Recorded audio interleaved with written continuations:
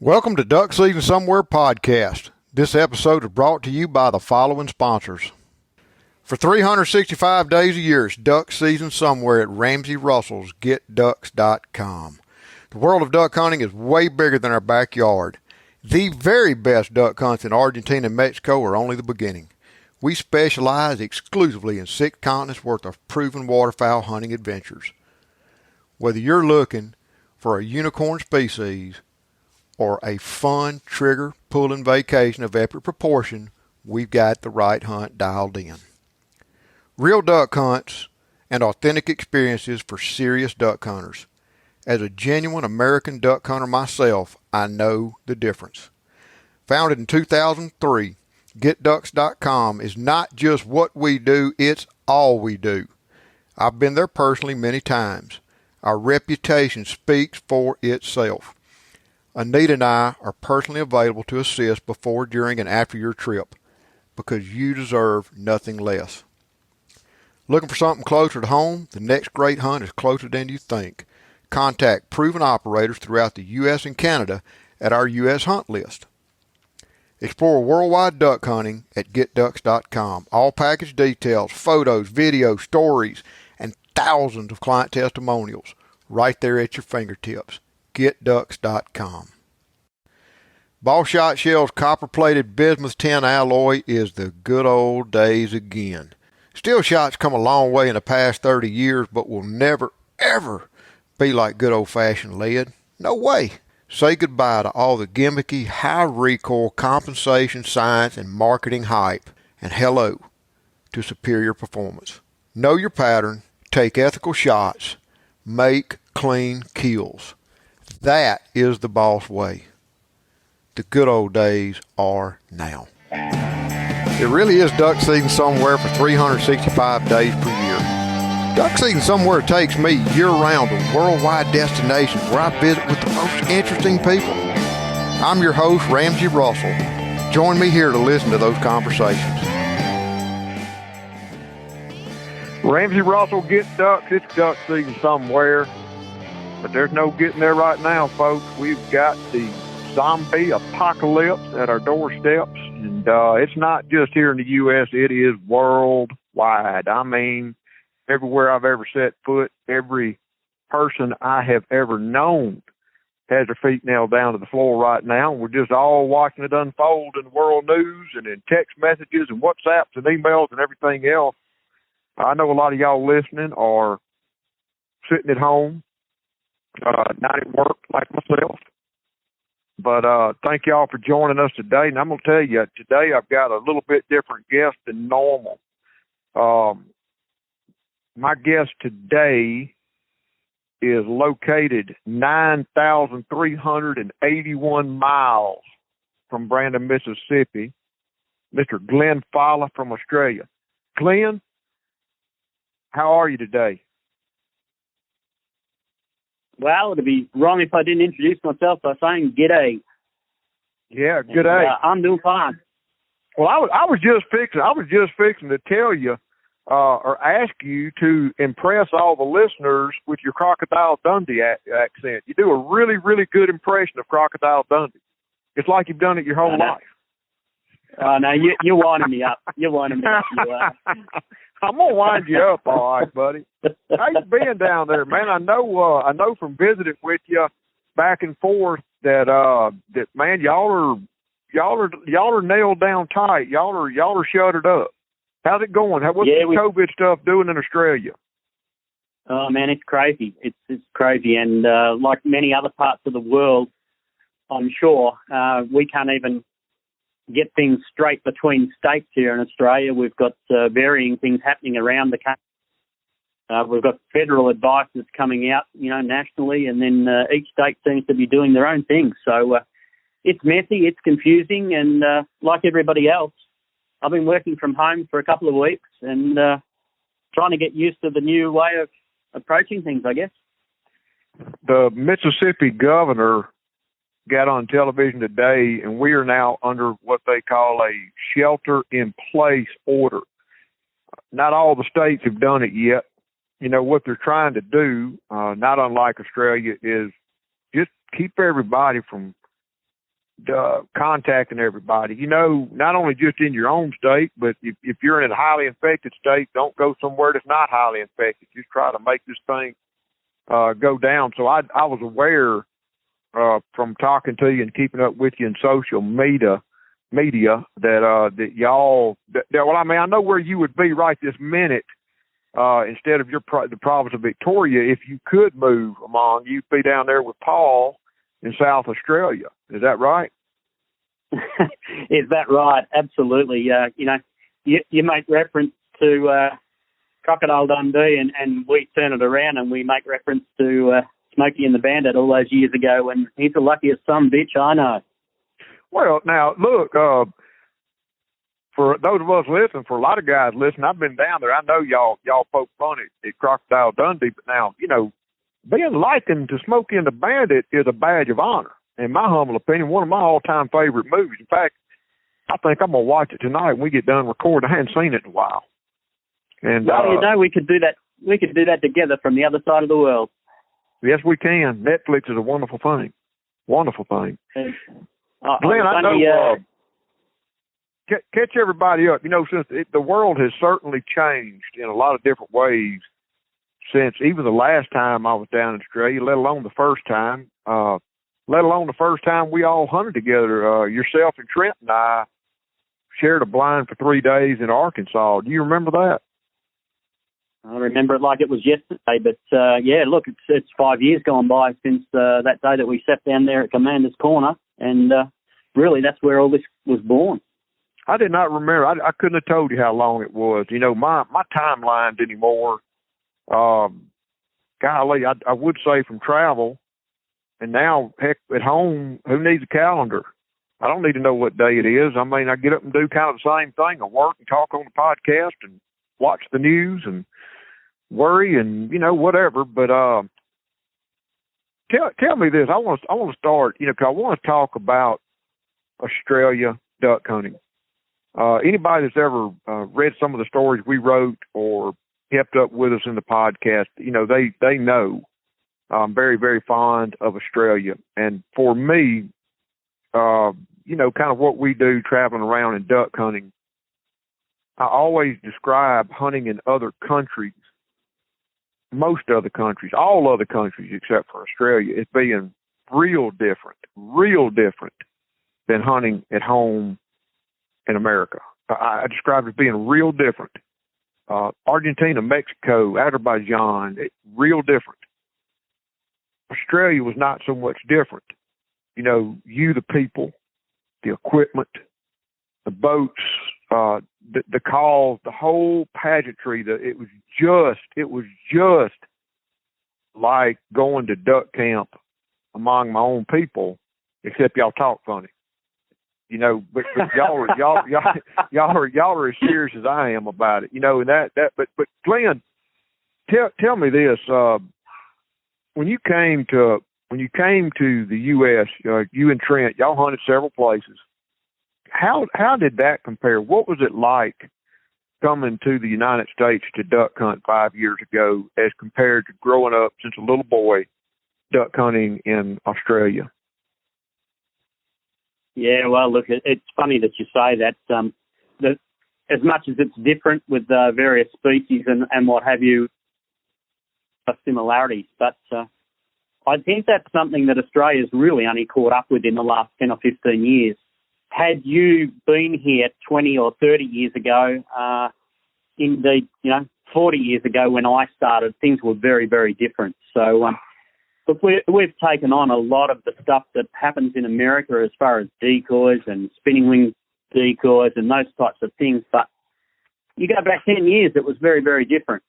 We took a long while to catch on. So, look, America, the hunting that we did in America, Trent and I did 5 states in 14 days in that trip, late 2015.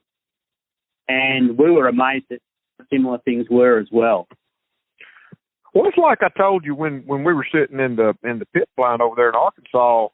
It's like I told you then. You guys, before I met you, and I know y'all left there and went to, I believe, Habitat Flats, but y'all had already been several locations. Y'all had already cut a pretty big swath across America that maybe a lot of people listening hadn't yet done. You know, that's pretty impressive. Yeah, no, you're dead right. You know, I've been over there fortunately for a week prior to our hunting as well with Winchester at the time, and done some hunting in Illinois. So, you know, I started it in Illinois, and we did another 5 states after that. So it was a hectic time. Quite often when we finished hunting. Oh yeah, we had to hop in the car and drive through the night most times to get to the next state in time to get our license in order to be able to hunt the following morning. So it was busy, but by gee, we'll never forget it. And it's the trip of a lifetime, and we're busy planning the next one right now. You know, we're in lockdown, and Trent and I have been talking recently about where are we going to go next, because it was a hell of a trip, and we'll never forget it. As far what were some of the highlights, Glenn? What were some of the species, or just random and sundry memories that stick out? I'm curious. I'll tell you what stuck out with me in Australia in a minute, but I want to hear, what did y'all see or experience in the U.S. that today just wham, you never forget? I tell you what blew us out of the water was your greenheads over there, and the way that they drop in from the sky and take off very vertically compared with what we have over here. We don't have a bird over here that flies and lands the same way as your birds, and that, you know, apart from the fact that you know, they have spectacular colours, they're a beautiful bird, but to see the way that they come into timber in particular over there, it's just incredible. Well, see, I would agree that mallards are the preeminent waterfowl species. You know, the whole concept to me of decoys and duck calls, the whole thing. We shoot mallards from the Atlantic coast to the Pacific coast, from the Gulf Coast to Canada, up into Canada. Occasionally, I have shot a few greenheads down in parts of Mexico. But they are the preeminent species. And in the northern hemisphere, hunting over in Azerbaijan, in Pakistan, in Netherlands, in Sweden, just everywhere, Romania, everywhere I've hunted in the whole entire northern hemisphere, it's your heart skips a beat when a mallard comes in. Russia, I never will forget. Probably one of the it's just a mallard, but probably one of the all the mallards in the world that sticks out to me was sitting crotch deep in a ice-rimmed beaver slough in Russia, realizing at that point, because I was just wearing hip boots, realizing at that point that Russians knew absolutely positively nothing about duck hunting like we do in the world. But okay, we're going to make a game. I've got one decoy, and I'm just waded off into the water to get where I needed to be to hopefully, if I saw a duck, kill one. And a lone greenhead flew over. Just lollygagging along, going somewhere else. And I fumbled around in a coat pocket till I found a call. I didn't travel at the time with my favorite calls. I would just bring a call, and in case I lost it or gave it to somebody or something like that. And it was an old Carlson call, I remember at the time, and I hit a pretty terrible note on it, and that mallard had apparently never heard a call, good or bad, and just immediately wheeled around and came right into that single plastic beat-up coot decoy, and I killed him. And I was already wet, so I waded out there to my belly button and got him. I was fairly excited. And the boy I was with, I see him every year at convention. I can't remember where he's from, but Michigan maybe. He comes to SEI. And he wasn't a particular big duck hunter. At the time, he's become one. That's why he comes by the booth. I somehow lit a fire under him about these duck hunting. And he said, I don't get it. It's just a mallard. I said, yeah, you ever shot one in Russia? You see the way that bird came in? Are you kidding? Yeah. I would walk to Russia to shoot a mallard that behaved like that. Just one.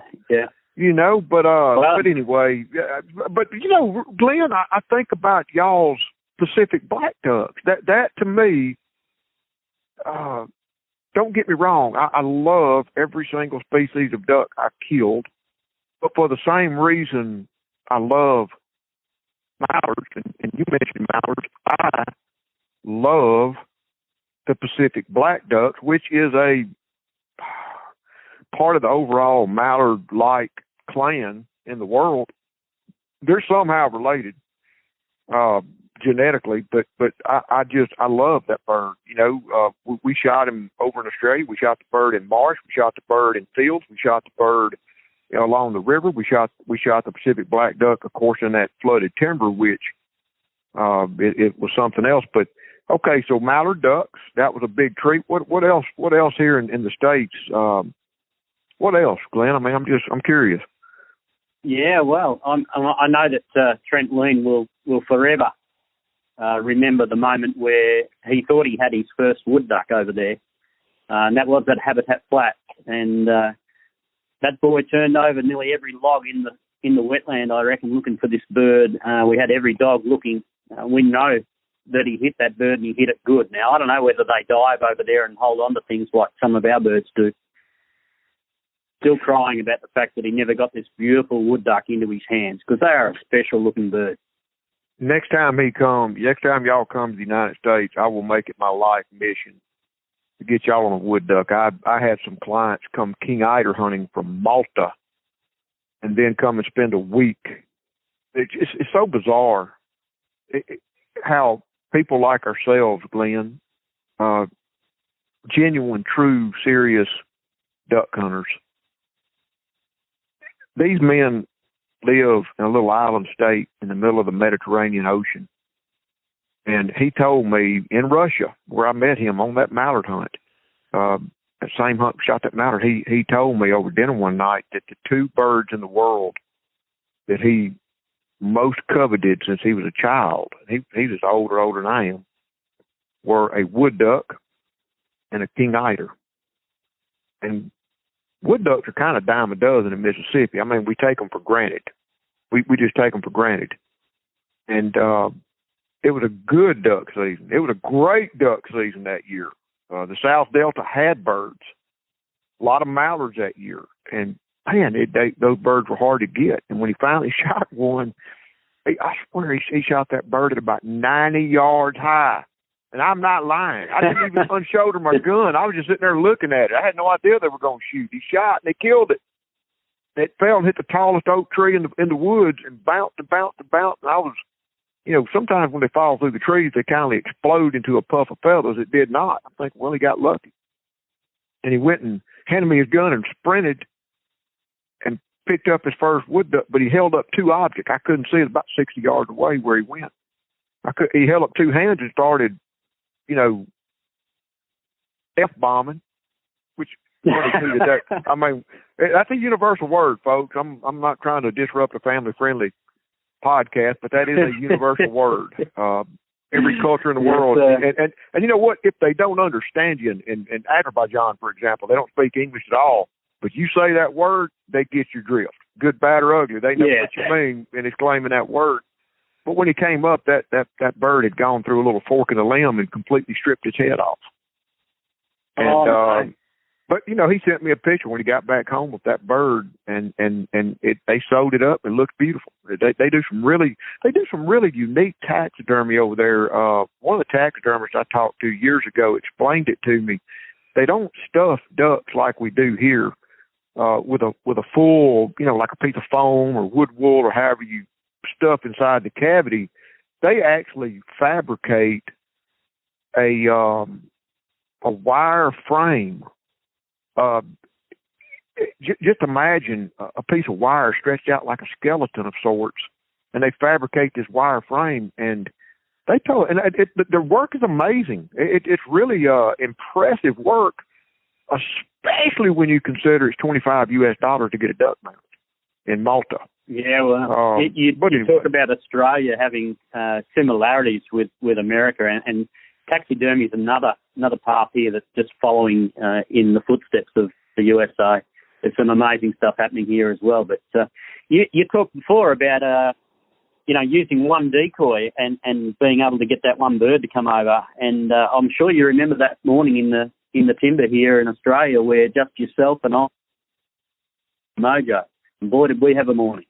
I'll never forget it, because we started off, we brought more than one decoy and one Mojo. I mean, I knew we didn't need many. I'd never been there before. But you remember we had a whole bunch of decoys. Golly, you had a bunch of gear, pulling a boat with a bunch of decoys, and we were armed for any waterfowl hunting condition, short of going out on the Indian Ocean. We were armed for any condition we might encounter. You gave me a whirlwind tour of Victoria. We hunted all different habitats. You've seen as much of Australia as we have of America, mate. Oh yeah, there's no doubt. Yeah, I'm very thankful for that. People in Australia, many people in Australia will not have seen the country that you've seen in a couple of trips. No, that's a fact. But you know what?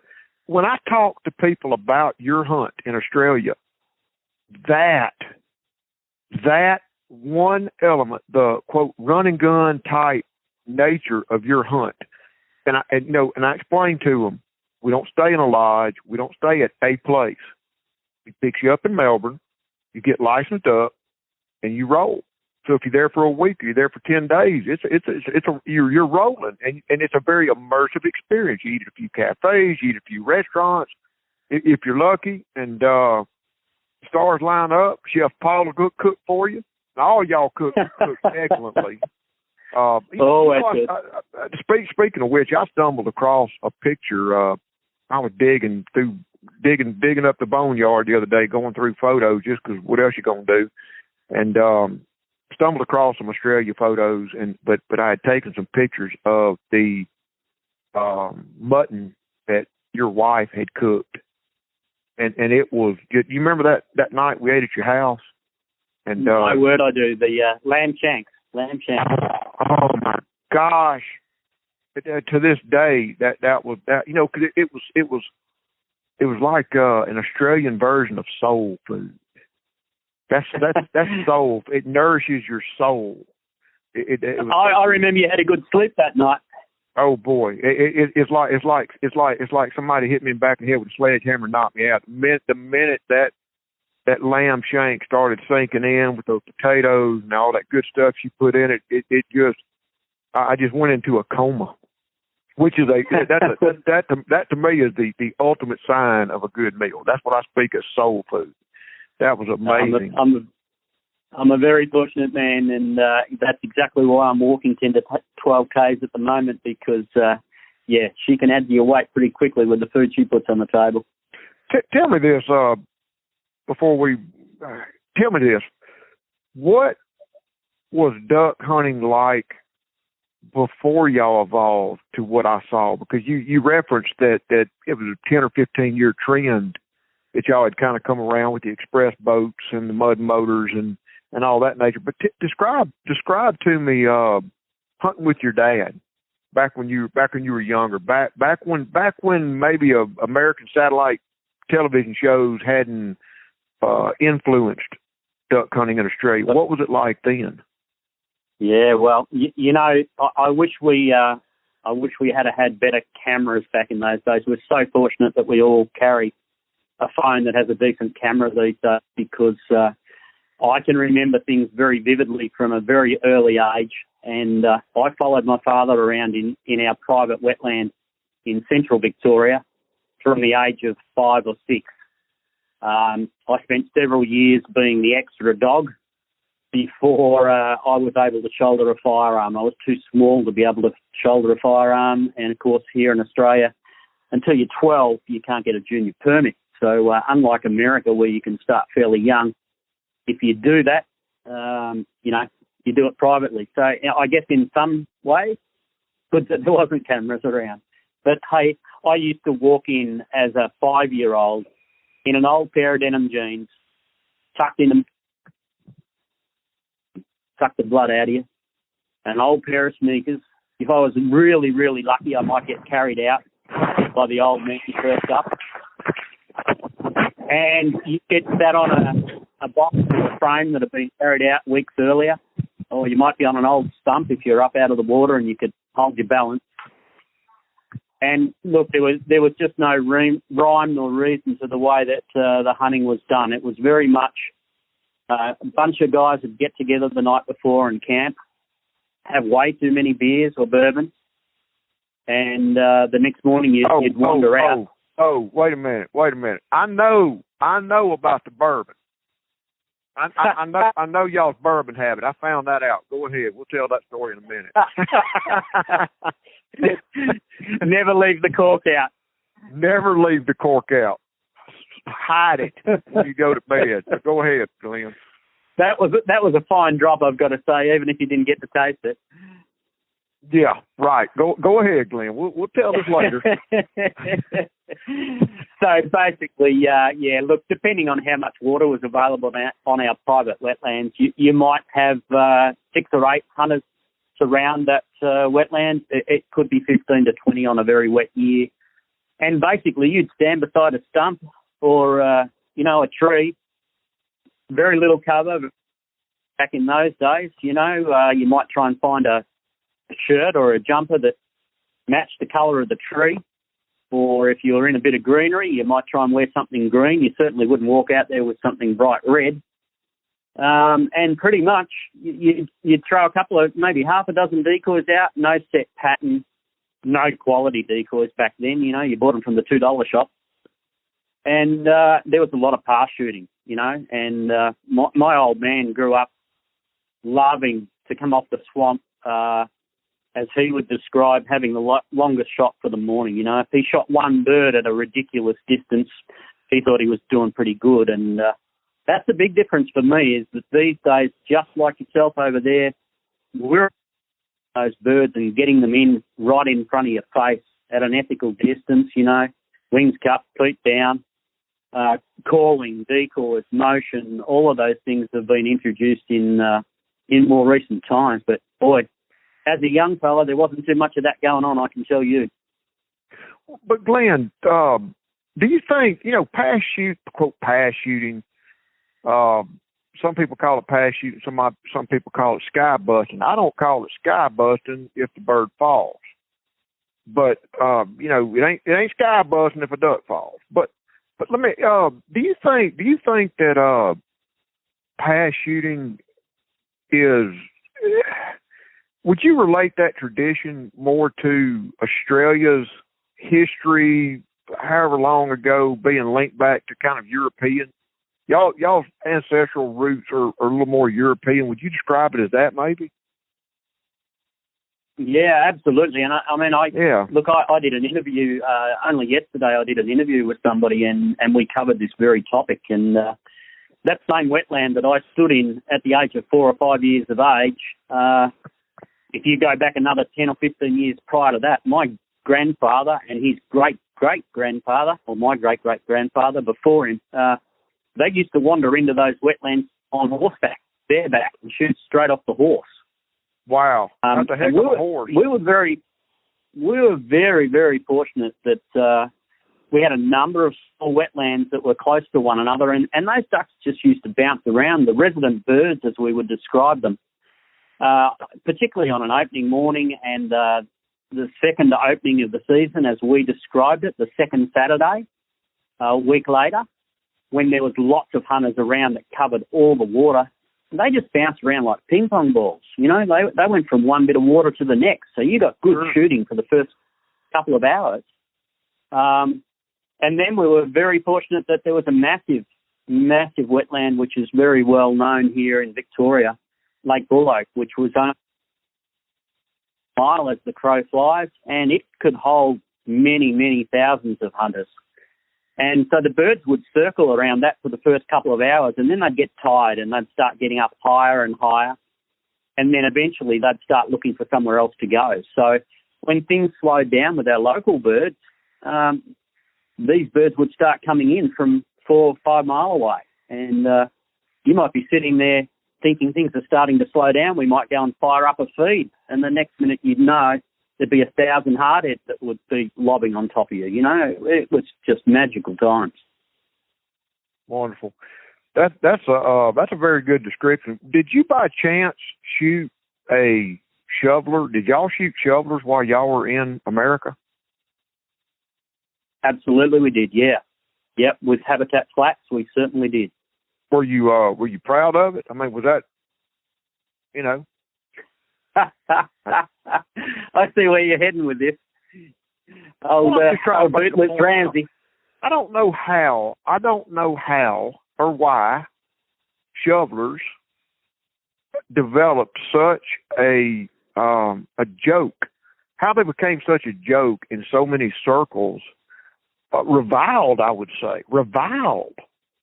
Well, boy, Ramsey, it's a very controversial bird. I can post up a picture of the most beautiful shoveler you've ever seen, and I'm their champion. Mike Morgan, the late Mike Morgan, and I, we were their champion. But you can post up a picture in the U.S. and most people, it seems like, at least the ones that follow us, will can relate to shooting shovelers. But man, there are people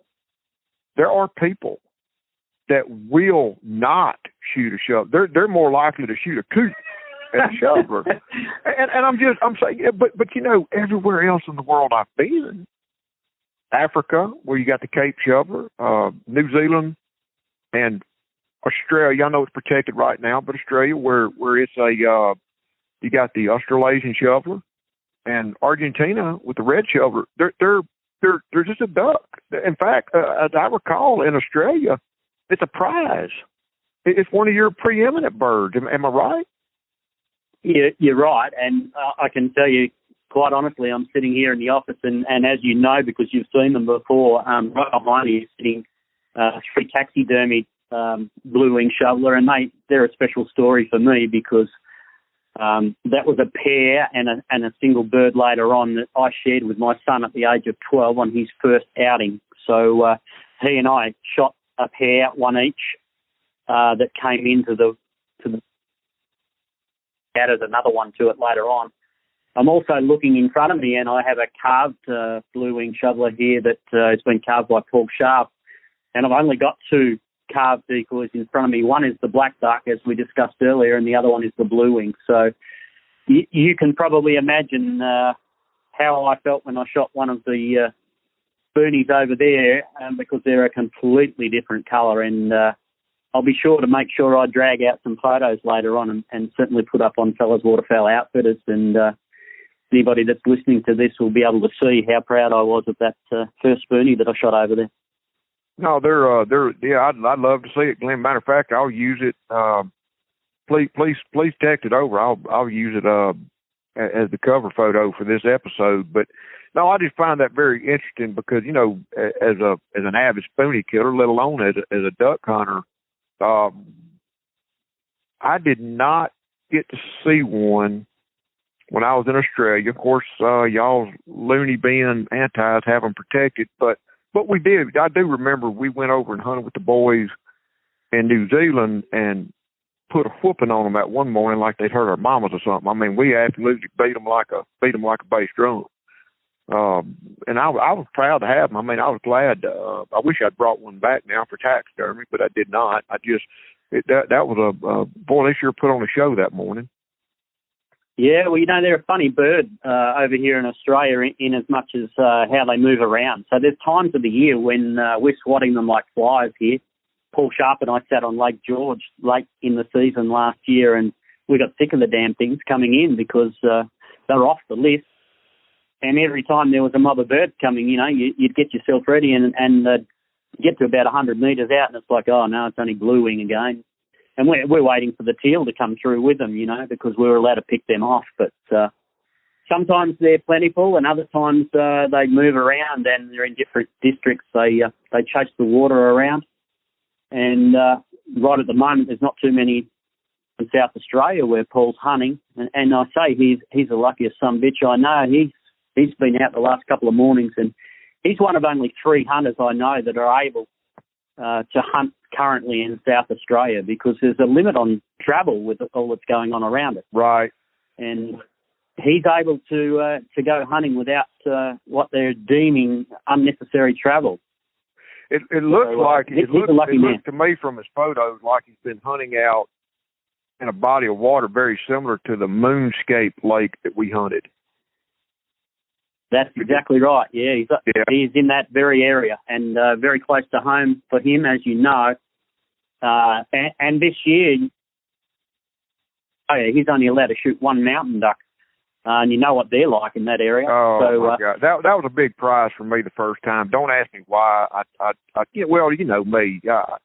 Mike Morgan used to say, I was telling somebody about my favorite duck one time. I was holding up a blue-winged teal, man, and he looked at Steve Biggers and said, he's lying. He said the next duck he holds is his favorite duck. But I do remember my first mountain shell duck, Australian shell duck.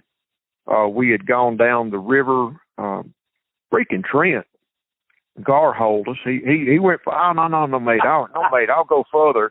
Well, we were sitting there just staring at empty skies, and he was whooping up on them. And then we moved over there, and you stuck me in one place and went to another, and that old bird come through. A pair of them came through real high. And, you know, in Australia, you can only shoot two shooters, no semi-autos. You got two shots, and I managed to knock down a pair. And they weren't really decoying. They just kind of lined out. They were going somewhere else, but they lined out over my decoys and passed right over within killable range. And I was proud as I could be. I sent shot more. You know, the bird that eluded me the first time, I got a shot at everything. The first trip I made down there, I got a shot at all the common species there in Victoria Province. But the bird that eluded me was the chestnut teal, missed, and the hardhead, which that the chestnut, I remember a flock of them came in and set up and I thought I could do no wrong. I thought something about traveling that far and not sleeping and yada yada had just imposed some superpowers onto my shooting ability, because I was off to a streak right off the bat until those teal came in, and I punched two holes in the air over birds just scattered over the decoys. My generous host, yourself and Trent, did not fire a shot, giving me first. Well, I screwed that up, and then that hardhead, I just distinctly remember when that pair of hardheads come in, the only pair I saw that trip, they were probably 10 yards to my left, and I swung as hard as I could at those fast birds, and when I pulled the trigger, they were disappearing out of my periphery vision. Just a maroon streak over the decoys. But we got into them. Boy, I tell you what, that last morning we shared in Victoria together this year, we came up with the title of our short film series, Life Short, Get Ducks. That last morning was amazing. That was I love those natural marsh habitats with the cattails and the submerged aquatics. And that particular morning, boy, did we get into the hardheads. That was astounding. Yeah, that was one to remember, Ramsey. And I can tell you there'll be a lot of Australian hunters that will hunt their whole life and not have a morning where they will see as many hardhead as we did that morning. That was just one for the history books. For those of y'all listening, a hardhead or a white-eyed duck is a poacher. It's the only true diver species on the Australian continent, and the only one that you can still hunt. Y'all have another diver that's protected, but that you can still hunt, and it was a absolute delight. I've always said ringnecks, very comparable here in the States. They're not a trophy bird, but they are probably one of my most favorite birds to actually get into good, because they're fast, they're strong, they fly. I never shoot ringneck ducks that I regret it. I love to shoot them, and that was the morning of the hardhead. Glenn, what is your favorite duck down there? I mean, tomorrow morning, let's say you're going hunting and you've got choices. Is that it? You're going to go target the hardhead? Oh man, it's hard. the Pacific black duck is the emblem of field and game over here in Australia. Field and game was born and raised out of the fact that there was depleting numbers of black ducks back in the 50s. And so that, that holds a very special place in my heart. But you're right. You're 100% right. Hardhead, fastest bird that we've got, the most challenging bird to hit for me, and not as common. As you say, every time you've been over here, you've shot Pacific black duck. You can't say that about your hardhead. So, yeah, they certainly hold a special place in my heart. And I guess making reference also earlier to big mobs of hardhead coming off Lake Bullock as a young boy. Because, as you know, Ramsey, if you get a decent mob of those together and they're coming in from a high altitude, they just sound like, screaming jets. And that sound, when you can hear that bird before you can see it, and you're looking around trying to get that first glimpse of where's that bird coming from or where's that mob coming from, and that's a pretty special thing. I agree. That the same could be said, again, making a reference to ringneck ducks, which are very similar over here, different colors and all, but very similar behavior. Countless of the times that you're just sitting there minding your own business and you hear this, like somebody just rips a piece of paper, and you hear it before you see the birds, but you don't know where it came from, and and here they come just ripping through the decoys. Very, very strong, very powerful. Yeah, and I've got to say that's on the top of my list. I know. If Trent went back to the States with me, I know his first bird that he would want to put on his list is that wood duck that he missed out on. And I'm pretty keen to get one myself, but that ringneck, yeah, it holds a special place in my heart, and I know it's funny how we all take things for granted. You guys come over here and you love the little pink ear duck that we've got over here, and sometimes we don't even pull the gun up at those. They're small, they're slow, they're not the smartest bird we have. You can see the unique plumage and what have you as an attraction to somebody from the other side of the world. So it's interesting. Well, I think the reason I get so excited, and I would go with, like I've said, just to target anything that comes in, but the pink-eared duck, the pink-eared duck is such an unusual duck. It's such an unusual duck. Well, point number one, I remember the first time you and I got into them, went somewhere in Victoria. There was a long slough, and birds were stretched, just scattered up and down this slough, and you went and bounced them. And they're little flocks of birds were coming through, Pacific black duck, honkers, and some little black and white shorebird. To me, even at 30 meters, it just, I had not seen one in hand. And I let the first dozen get through. I just, to my eye, I saw this black and white duck bird coming through that just, because of the size and the structure of the color, it really confused. I was thinking in my mind, the filter of experience, it looked like a shorebird. That's what I remember seeing. And then finally one came close enough, I go, holy cow, that's boom, I shot. Okay, now I know what these birds are. And I remember it well. They're so interesting because biologically that quote pink ear is pigmentation. It's not just light refracting like a lot of colors of on waterfowl. It's actually pigmentation. And on the other hand, the bill does resemble a shoveler of types, but they're plankton eaters.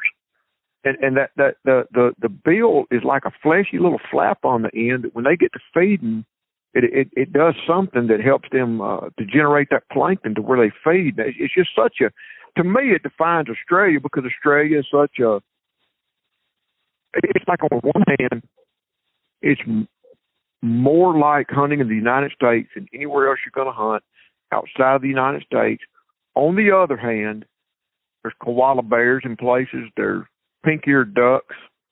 We were wading into the swamp one day, and the filter of experience in Mississippi, with hunting pressure, a lot of times the deer, the white-tailed deer, will find sanctuary off in a swamp. They'll wade off into a swamp, find them a dry spot to stand and sit and bed. And so, you know, a lot of the places I've hunted in the past, you're walking in to go duck hunting or do something, and bam, you know, you start hearing these deer running through the water, a herd of deer just stampeding through the water. And on that particular instance, I heard the familiarity of deer stampeding through the water, and I looked, and it was a big old herd of kangaroos. Now that, okay, I'm in Australia, baby. When I hear a kangaroo, when you see kangaroos, and like the next day when we were going in to hunt that flooded timber hunt, most enchanted folks. Green timber hunting, flooded timber hunting it's always magical. You know, it's like the distinction in shooting a mallard in flooded timber versus out in a rice field. If we're out there hunting in a rice field, we shot a duck. Okay, I may kill one. Well, yeah, the numbers don't change if you're in flooded timber, but every duck, whether it's one or a limit that comes into flooded timber, is breaking through the trees and landing in your lap. But to go down to Australia and hunt those ancient red gums, which are just gorgeous, number one, but it was the most enchanted place I'd ever hunted. The most enchanted place. It was like being in a fairy tale. And the Pacific black ducks behave similarly to shooting mallards and green timber. That was the whole deal. And you remember you were under one tree, I was under the other. We were about 20 meters apart. And the birds were just acting, they just weren't doing it. We were killing some, you know, when they passed over to get a close look. But you remember we went and moved the spread, we moved the mojo, we pulled some decoys back out, and then they just started killing it. Remember that? And I remember it very well. And you know, you don't. I also remember a bird crashing through the tree. You know, I remember a bird crashing through the tree that day. Tracking through the tree? Yeah. Remember we dropped one from way up high in between the two trees we were standing in. Oh, yes. And it crashing through and broke down about 6 branches on the way to the water. Oh, it was incredible. That was but that morning when we drove in, we were burning daylight, which there's no big hurry to get into that particular habitat to duck hunt because a lot of birds are out feeding at the crack of dawn.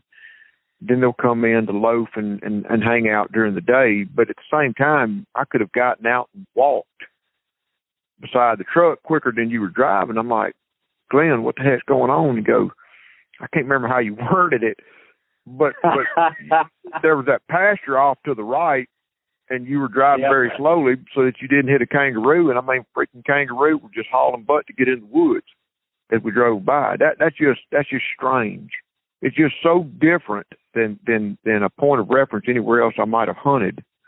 With kangaroos jumping over a fence and bounding across a road, and us just at a cross that we didn't hit one like a deer, you know?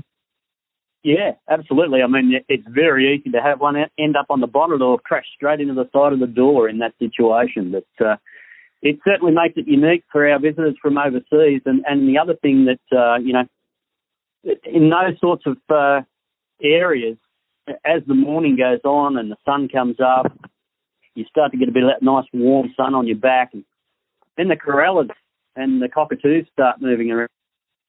Man, they can just about deafen you sometimes, but it makes for a unique experience, that's for sure. It's like a fairy tale. What the sulfur-crested cockatoos? That's what the white birds look like. Something the old American TV police detective Baretta would have carried on his shoulder. You know, just thousands of them crawling in the trees. You know, and flying in flocks. You know, down below the canopy. It was just utterly amazing. Now, you know one thing that I have not yet seen. I've been over there twice, 10, 12 days, let's say. One thing I've not yet seen, and I've been wanting to, but one thing I've not yet seen is those Looney Tune anti-hunters. We've not encountered those over there yet. That's something y'all really deal. That's something, you know, here in America we talk about anti-hunters, folks. Let me tell you what, Glenn, tell us a little bit about y'all's going out to, I guess, a public land. Y'all got a lot of public land over there. It's not near like hunting over here. For example, folks, I'm just setting this thing up for him. The very memorable day hunting in the flooded timber, it was about a section of marsh, flooded timber. Just imagine a square mile of beautiful, fairy tale-like flooded timber. And there were 2 people hunting it, Glenn and I. Yeah. That does not happen in the United States of America. But we don't have folks like what y'all are dealing with. Explain that to us, Glenn. Well, that's been by design too, Ramsey. I mean, I've gone out of my way to make sure that we didn't expose you to that in the first couple of trips. But believe me, it's not hard to do. I have some beautiful wetlands within 15 or 20 minutes of my home here in Geelong, down south in Victoria, and I avoid them like the plague because you can't go there without rocking up to the car park in the morning and trying to back a trailer into the water to drop off a boat, and you've got people standing in your way and won't move, and they're blocking your access, and they're filming everything that you do. They're hurling abuse at you, calling you murderers and all sorts of sociopaths and what have you. They're just there to make you as uncomfortable as they can and hope that they're going to discourage you and that you won't come back and you won't do the same thing again. And of course, there's laws against. Of course, when you're backing a boat in, there's laws against running over, I'm assuming. Oh, absolutely. We've had one gentleman this year that's been to court, and thankfully, common sense prevailed. But it's not just that they're at the boat. It's not just that they're at the boat ramp. I have seen photos in Field and Game Australia, and talking to the many, many, many duck hunters that I've met, who are just as good of people as anybody you'll meet in the world. I mean, they're out there, like for example, y'all shoot extremely tight chokes, much more tighter than I was accustomed to for steel shot. And it's so that y'all kill that duck, because these guys aren't just sitting at the boat ramp. They're wading around with big flags and kazoos and whistles and orange vest and neon high-vis yellow vest. And how close are they allowed to get to y'all, Glenn? Yeah, that's crazy. Absolutely crazy. You talk about tight chokes, and we all know how effective a shotgun is at various ranges. And, the laws here at the moment say that they have the right to protest, and the only thing they've got to do is stay more than 10 metres away from you. Well, 10 metres is nothing, as we know. Kind of hard to stay hidden. Yeah, kind of hard to stay hidden. That may be why y'all are such a good shot, because I would say that on average, Australian hunters are rival anybody in shooting ducks. I would put the average Australian shotgunner up against anybody, in shooting ability. I truly would put y'all up against anybody. At an average duck, well, I would say y'all are above average, and I can see why. You might have to shoot them if you've got somebody sitting in a blaze orange hunting vest 10 meters away. Maybe those ducks are a little bit further on average than you'd like. Yeah, that's right. So it's a case of necessity, and these guys have got to stay 10 metres away. And the only other thing that they need to adhere to, and let's be honest, it's not policed anywhere near well enough. They're not allowed to hinder or harass. Now, that's a fairly general term. I would consider if I've got a protester sitting 10 metres away from me in high vis with a flag that's 15 or 20 feet off the water, and they're waving a flag and blowing a whistle, they're pretty much hindering and harassing. And you're not going to have a whole lot of luck getting birds to come into the decoys. So, one of the things that we do here as hunters is we look after the next bloke that's on the water.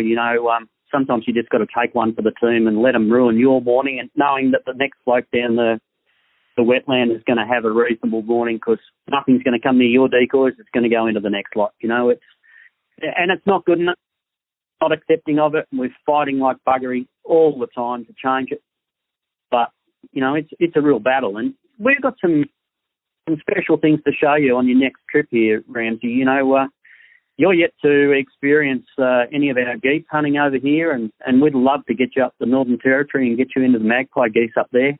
And you certainly wouldn't see any protesters up there because they'd be treated the same way they would be in America. Northern Territory is a state or territory of its own up there, and they do things old style. But certainly down here in Victoria, we're going to take you. We have full intentions of taking you where you will be confronted.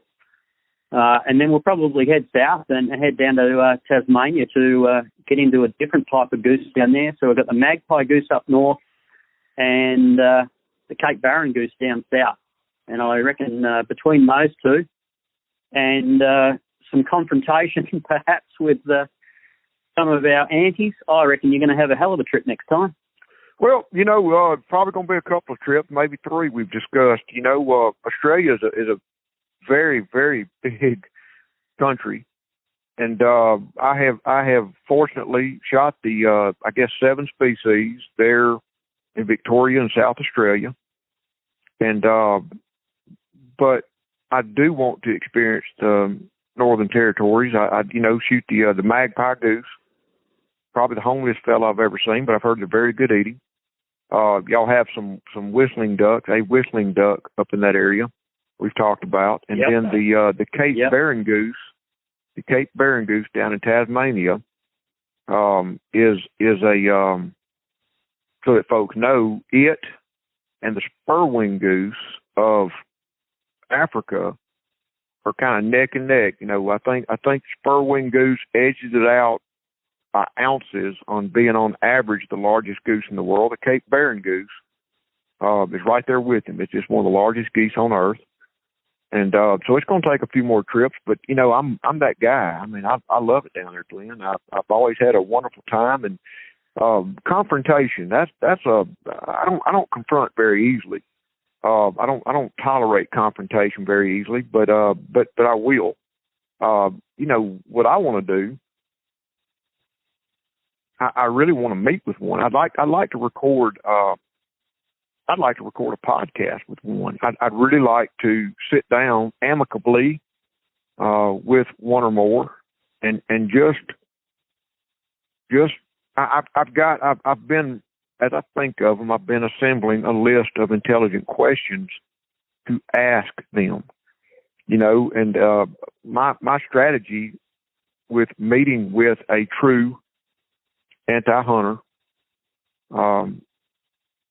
I would first like to sit down not at a boat ramp while I'm wearing waders and fixing to go shoot the shit out of ducks. I don't want to ruin my morning, but I can see myself sitting down over a cup of coffee or maybe a cold beer and just trying to find common ground, sports or childhood or brothers or sisters or family or values, and then amicably, without yelling at each other like a couple of talking heads on TV where everybody's trying to talk at the same time and get their point across. Here's the deal. They're not going to change my mind. I'm not going to change their mind, and I accept that. But I would like to share with the listeners, and for my own edification, I'd like to know where they're coming from. Because to me, it's as foreign. It's even more foreign than kangaroos busting through the timber and pink-eared ducks coming down the slough. It's a very foreign ideal that I have absolutely no basis for. But I'm dedicated, committed to hearing them out. I'd really like to have that discussion with an intelligent one. You know, hey, they're not going to change my mind. I'm not going to change theirs, but I think it would be to me, a very fascinating conversation. And I guess I just want to see it now. Glenn,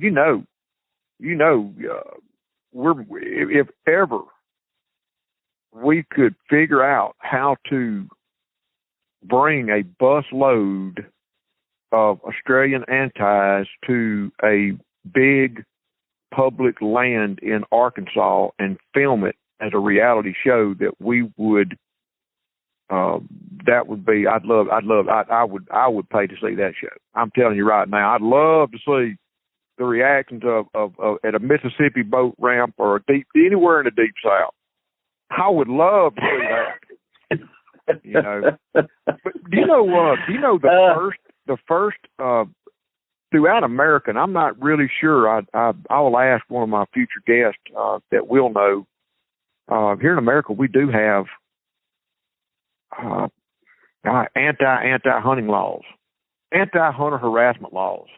Mississippi, first state in the union to pass that law, and many of the Deep South states have it.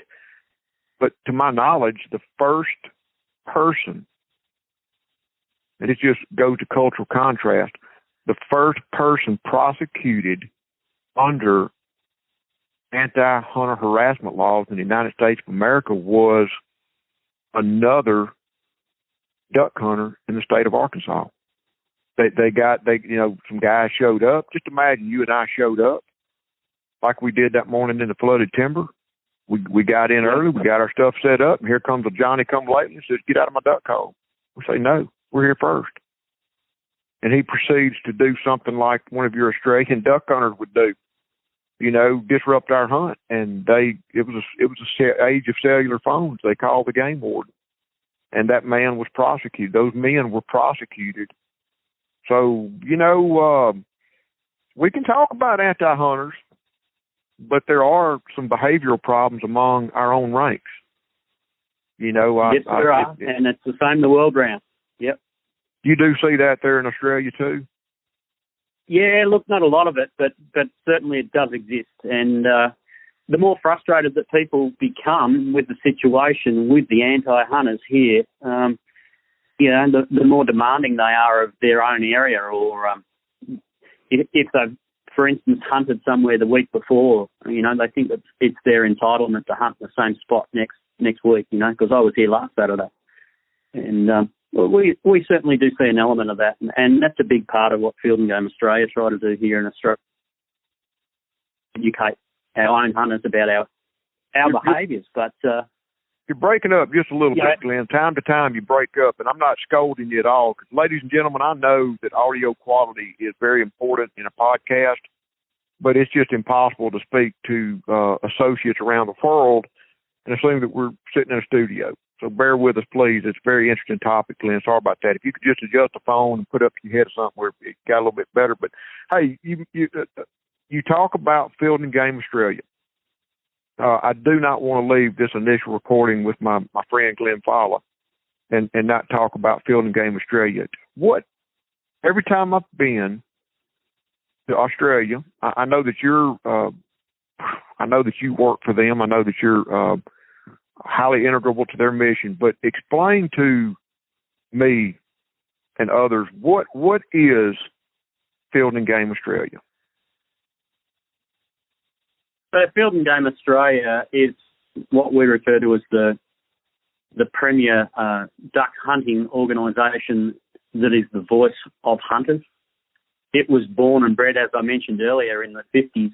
It basically started with a group of hunters that were worried about the decline of the Pacific blackbuck back then, and they very quickly recognised that the whole reason for the decline in numbers back then was around habitat. So, Field and Game Australia here have three key pillars, and that is hunting, conservation and clay target shooting. So, it's an organisation with around 18,000 members nationally. There's 67 branches around the country. Each of those branches generally holds clay target shoot at least once a month, and most of those branches also are heavily involved in hunting and conservation projects. And we started this show off, talking about how things are different around the world at the moment. Well, they've never been more different for Field and Game Australia, because those who are on staff and people like myself who are board members stuck at home, working in our home offices, and for a couple of weeks now, and it seems like a whole lot longer than a couple of weeks, but we haven't thrown a clay target around the country for a couple of weeks because we can't socialise. There are hunting seasons that are opening as we speak. We're in Victoria here, we're about to go into a quail season starting this Saturday.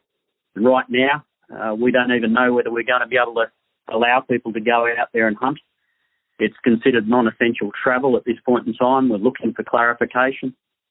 The duck season this year in Victoria has been shortened with a significant shortening and a smaller bag limit. We don't even know whether that's going to go ahead at this point in time.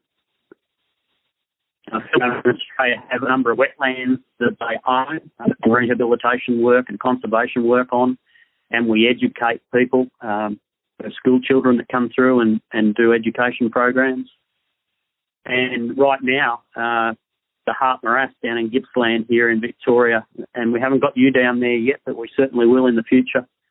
Our property down there, we sell keys for access to that property, and we've just made the decision only yesterday to hold off on access for this season because we can't congregate in large numbers as hunters.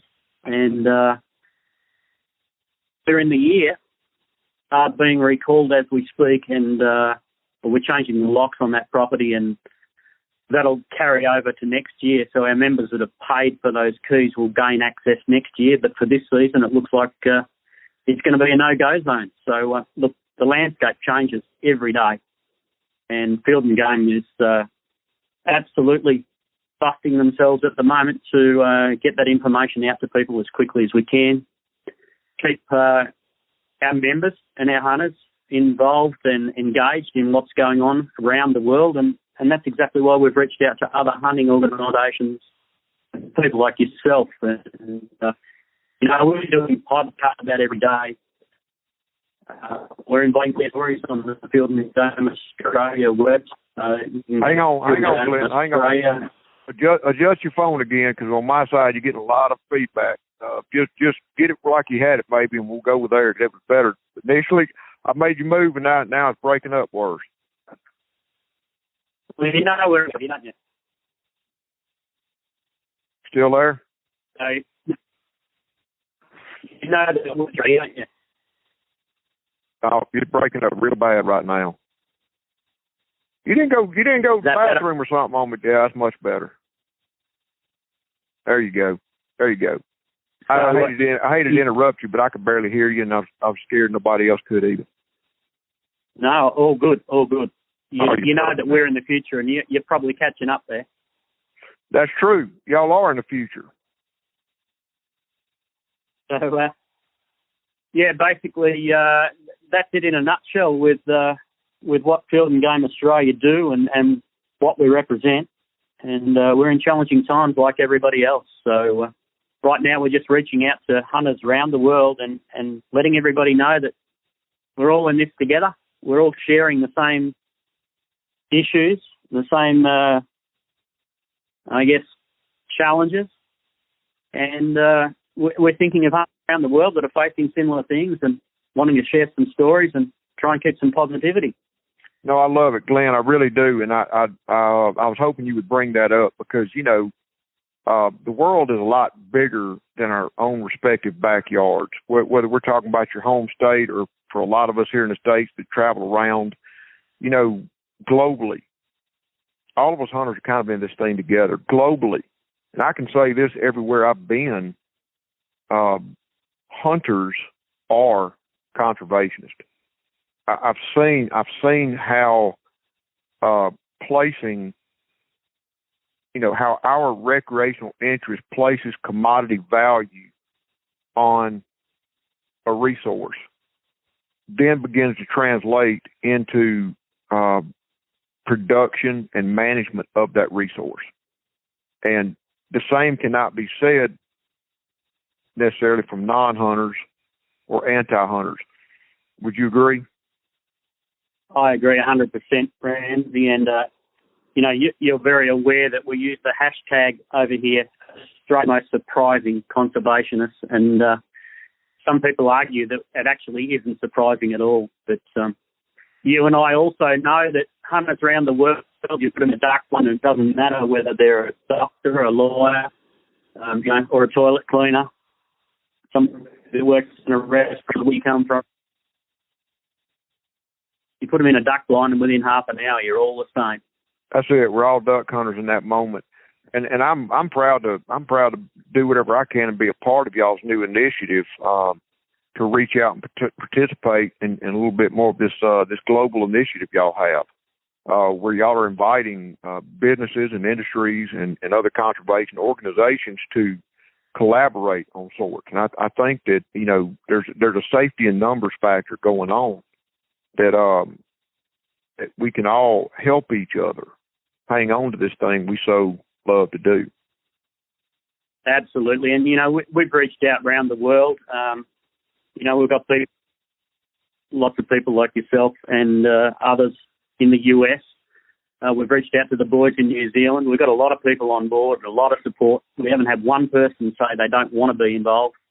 Just before you and I went online this morning, you know, I got a message there from Ira McCauley from Habitat Flats, and he's in. So I know that you've been doing some podcasts with him recently. Oh, yeah. We need to chat after the show today and sort out a time and see if we can't get you boys together and get you on a podcast in the next week. Well, we'd love to. I can tell you I would love to. I really, truly love Australia. I like the people, Glenn. I have such a good time down there. Now, let's tell about this bourbon deal because, you know, I hate to be that guy that shows up. I hate to be that guy that, you know, I'm not that guy. I try not to be that guy that shows up at a hunting camp anywhere in the world with my hands in my pocket. You know, if you're gonna go and hunt with somebody, especially some hosts you know before, it's always nice to bring a little something. What can somebody from the Deep South bring to some friends in Australia that have pink-eared ducks and Pacific black ducks and mountain shell ducks and what they call wood ducks? I call Maine ducks. I mean, what can you do? Hardheads. What can you do for people like this that are going to take you in like family and show you the hunt of a lifetime? Well, I decided I'll bring me a little brown water, 120 proof, Knob Creek, a little bit, you know, hey, with a group of 4 men, a fifth ain't going to last long, but 120 proof goes a long way. So the problem with going to Australia is you're flying way off into the future. It's a long trip, folks. There's no way to get 9,800 miles quickly. And, but I'm with the weight and everything else, I can bring a bottle of brown water. That'll get us through 3 or 4 nights anyway, or just a sip at a time. That'll get us through a couple of nights anyway, won't it? I mean, 120 proof. This stuff will knock you silly. And you know, I drink 80 proof, Old Charter or something like 80 proof, and I mix me a couple of toddies, and got my perfect measurement in a 32 ounce cup, about a 15 count over ice, and a can of soda just fills it up flush. I know I got my count right, and it's okay. Well, the problem is your body clock ain't on Australian time. So we show up, man, we fade quick. We may go to bed after supper 6:30 for a couple of days till our body clock catches up. So we all had us a couple of snockers of a couple of rounds of Knob Creek, and I fall asleep listening to my 3 Australian mates, friends I call them, you know, sitting there laughing and cutting up at the table. We wake up the next day and there's a dead soldier. That Knob Creek is smooth gone. How did y'all do that? Pretty quickly, actually. Yeah, pretty darn quickly, I might say. It's a mighty fine drop, but I've got to tell you, you know, have you ever heard of this thing over there called excess baggage? Yeah, excess baggage. One bottle. What's the back? Well, I brought it to share, and I brought it for y'all to enjoy. I just didn't. Next time I'll have to bring a half gallon. Get us through at least 2 nights. Now you're talking. Probably might get picked up at the airport if that happens. Glenn, what's your favorite way to? Because you know, one thing I will say that I would tell anybody this: y'all are on average very good shots, but on average y'all are also very good cooks of waterfowl. Every single person I've hunted with in Australia not only pays proper tribute to a duck to where it's absolutely delicious. I mean, y'all even go to the extreme of plating it and making it attractive and look beautiful, you know. But what is your go-to duck recipe, real quick? Well, I go back to the same one every time, you know, and it's not about looking pretty on the plate, to be honest. It's a great one to have in camp. It's great in a camp oven. And that is simply around about 6 to 8 birds put into the camp oven with a layer of potato on the bottom. And it's real simple. It's a bottle of soy sauce, a bottle of red wine, and just pour those two in, let it boil up for a while, and towards the end you add a jar of cranberry sauce or cranberry jelly. Oh, boy. And it's to die for. It's to die for. And I have not had that yet, so I intend to have some next time I'm down there. Well, what's y'all's favorite duck to cook like that? You know, I think it's pretty hard to go past our Pacific black duck as a bird in the camp oven. Yeah. You know, I use different birds different ways. Yep, little gray teal. I've had all the ducks. We've cooked practically everything down there, just not that recipe. And the teal are delicious. They are. I like to do grey teal the way that Sharpie does them, in a stir fry or as a popper.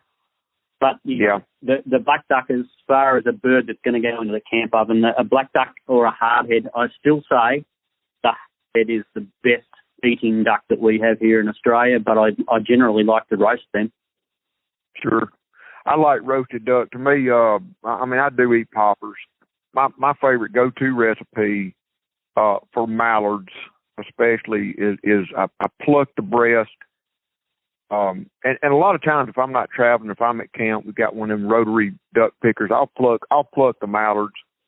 And matter of fact, I'm cooking gumbo next week. But what I will do is I will breast out the mallards with the skin on, and 3 minutes down, 3 minutes over, 3 minutes in the oven with a reduction consisting of something along the lines of butter, bourbon, pig preserves, or raspberry preserves, something like that. But then I'll take the remaining part of the carcass and put it, to make gumbo with, or make a stock, and then pull the meat off and for my gumbo. And I believe the flavor's in the fat, but I do like roasted ducks. I do think that a properly cooked roasted duck is very hard to beat.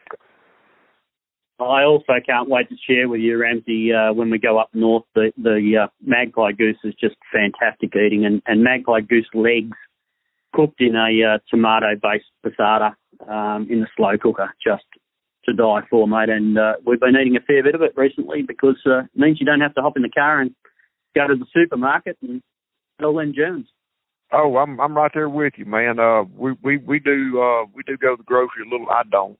Here we got curbside service, so Anita can call the grocery and just go by and scoop them up. Doesn't even have to go inside. Glenn, what are your people? I'm just going to end up on last wrap. What are your people saying? What is your government, your television, your talking heads? What is everybody saying about COVID? I mean, where are y'all going with this, do you think? I have kept up with your numbers, and I know that y'all have been shelter at home or quarantined or whatever you want to call it 2 or 3 weeks now, and it seems to have, quote, flattened the curve, unquote. I mean, y'all aren't going through a lot right now, but what are they telling y'all could happen from where y'all are right now? Or do they know a peak that this thing? When do they anticipate a peak? The effects? I mean, I'm just want to. We're all in this thing together. So I was curious before I hung up with you what y'all are thinking on this COVID thing. Yeah, absolutely, Ramsey, and very well. You've spent some time with my family. We know one another very well, and you know that my wife is working in intensive care. So that's right. Pretty close subject. They're preparing here in Geelong in Victoria for the worst, and they think probably within the next couple of weeks we'll see the worst of it. We're in that situation now where, as you say, we've been in lockdown for a couple of weeks. We're at what we refer to as stage 3. There isn't any travel interstate here at the moment, and flights have reduced to less than 5%, I would say, of flights coming into the country. The same thing with boats. Any of these people that have been off on boat cruises in recent times, as they've come into Australia in recent weeks, they've gone into quarantine for a 2-week period. So the slowdown has been very much because we've stopped people that have travelled, and you know where they've been and who they've been in contact with. You can put them into lockdown and you can trace where they've been, and you can have pretty good success rate. I think we're just starting to see now, though, public-to-public transmission, and that's where things could get a little bit untidy. Once you start having that out in your community, you can't really trace how many people have been in contact with others and what surfaces these things have been left on. So, you can hardly buy hand sanitizer here in Australia at the moment, for instance. Everybody's got hands that are dry. We have distilleries that have started making hand wash out of their alcohol. To say that we're not scared, that we're not concerned, and that we're not preparing for the worst and hoping for the best would be wrong. We certainly are. There are temporary hospitals that are being looked at, being set up in preparation. We don't believe there will be enough intensive care beds available if things go pear-shaped. So, my wife's worked as an intensive care nurse as long as I've been in the firearms and ammunition industry, and that's a fair while. It's getting up there close to 40 years, and she's going off to work every morning currently in full scrubs, which she then has to leave at work, leave her shoes at work. She's showering and coming home in her civvies, as we call them, in her standard clothing. Is she at the hospital? Is she dealing with COVID patients there in Australia? Right now, in our hometown of Geelong, no, we haven't had any cases, but they're expecting any day now to get there first. So they're preparing. They're in the preparation stage here at the moment, and we're just hoping that, we hope for the best and prepare for the worst. Let's hope that it doesn't happen. If you've been watching the numbers, I think, and I haven't caught up this morning, we'd had 19 confirmed deaths here in Australia. Yeah, very few. I mean, relative to a lot of the numbers I'm seeing around, it's very few COVID-related deaths in Australia. Victoria and New South Wales are the hot spots, New South Wales in particular, Sydney being, one of the main terminals for people to come in and out of. New South Wales is probably the worst, I think, in the country at the moment. You go to places like the Northern Territory where we're talking about going and hunting magpie geese, and they don't have anything up there. They've pretty much locked the territory off, and it's as close to business as normal as it could possibly be. But, the southern states that have lots of international visitors, who knows where it's all going to end. Right. It's a scary thought. No, but scary. And I listened to an expert, Joe Rogan today, America time today. It's very confusing talking days to an Australian, and there's a time warp between here and there. But to Joe Rogan's latest podcast, he had another epidemiologist on there that's been all over the television programs. He seemed to be very knowledgeable. But I heard this COVID-19 described today for the first time ever as SARS-2. And that's what they're calling it, SARS-2. And, when you start looking at Italy and Spain, they have a very dense population. They got a very older population. Both of their cultures smoke a lot, 10% mortality. And is what the numbers are shaking out right now. And some of these other progressive countries, Australia, America, it's everybody's ramping up and getting ready for it. And I was curious because it's very hard to. I have not talked to anybody since February 21st that is not affected somehow by COVID. We're all in this thing together, And Ramsey, you know that my absolute favourite person to spend time in the blind, in the duck blind or in the field with is my father, who's still alive at 83. And, my father's lived and breathed duck hunting all his life, and that's exactly why I'm so keen and passionate about what I do. And at 83 years of age and 3 hours up the road, I haven't seen my father for several weeks, and I certainly won't be anywhere near the near future. We can't afford to expose them to what we're around down here in the city, and with my wife at work, working in intensive care. Yes, we just discussed at this point she hasn't been treating anybody that's got it around you. So it's going to be a long wait. It's pretty hard sitting back and knowing that both your parents, your mother and your father, are 3 hours up the road, and apart from keeping contact every day and make sure that they're okay, there's nothing we can do. What's so weird about this thing that bothers me is you can come in contact with it, but it doesn't begin to manifest symptoms for a couple of weeks.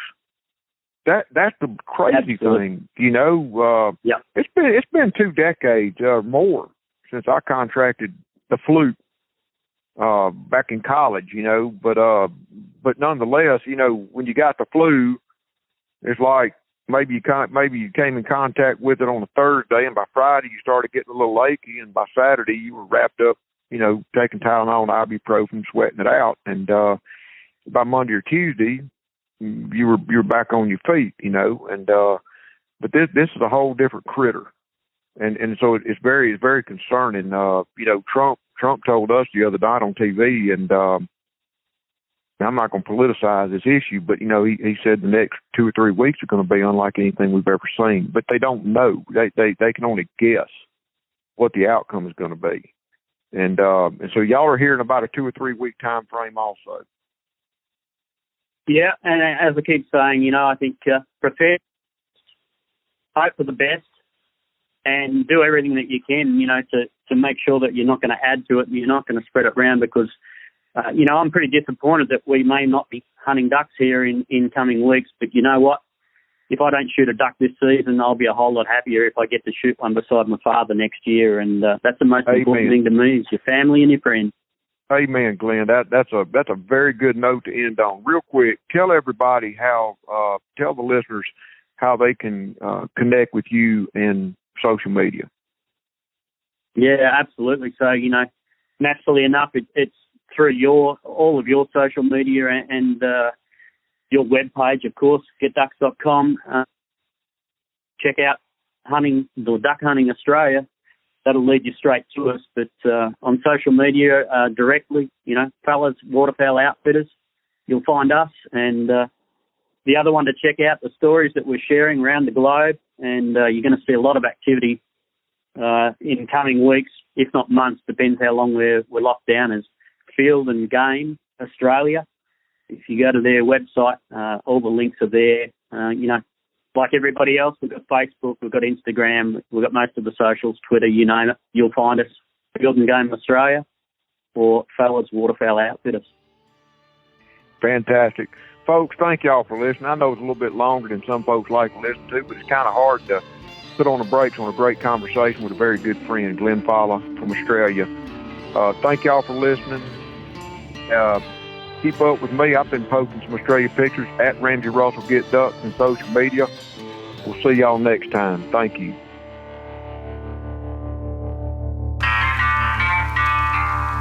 Duck Season Somewhere is produced by Ben Page. Original soundtrack by our friend Cody Huggins.